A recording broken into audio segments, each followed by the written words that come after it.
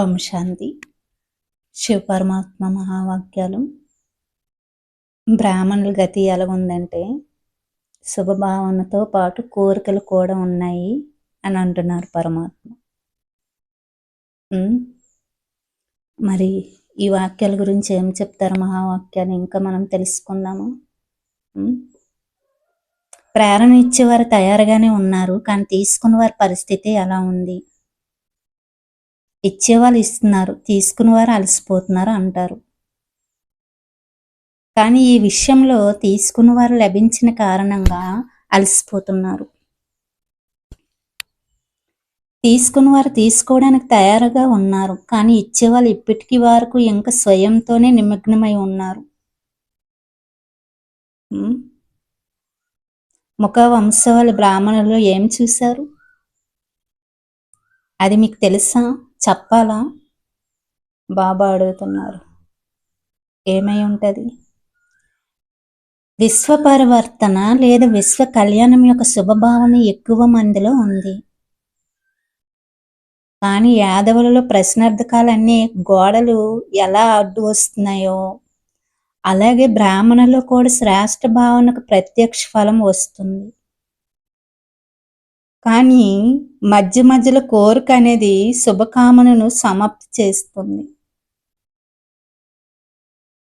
బ్రాహ్మణుల గతి ఎలా ఉందంటే శుభభావన కోరిక రెండిటాట నడుస్తుంది.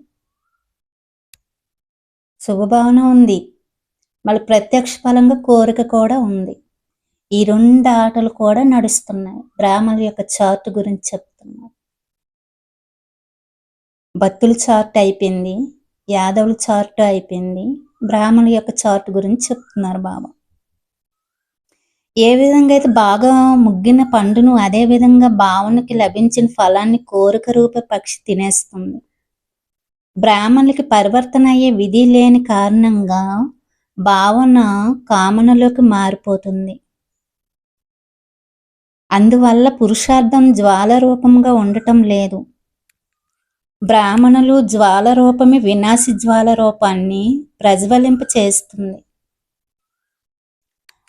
అందువలన బ్రాహ్మణుల్లో ఇప్పుడు జ్వాల రూపం యొక్క అంతిమ పురుషార్థం మిగిలి ఉంది. యాదవుల యొక్క కార్యం ఎలాగైతే సంపన్నం కానున్నదో అలాగే పాండవుల యొక్క కార్యం కూడా సంపన్నం కానున్నది.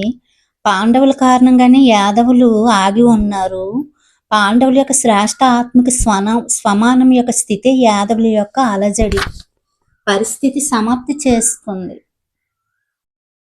పాండవుల యొక్క స్థితి కాబట్టి మీ స్వమానం ద్వారా అలజడి ఆత్మలకు శాంతి సుఖం యొక్క వరదానం ఇవ్వండి. అర్థమయ్యిందా? ముగ్గురు పరిస్థితి విన్నారా అని అడుగుతున్నారు బాబా.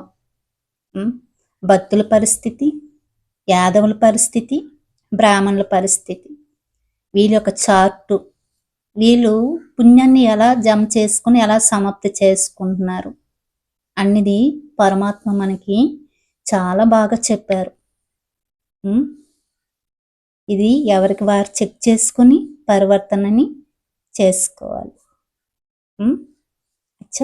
ఓం శాంతి.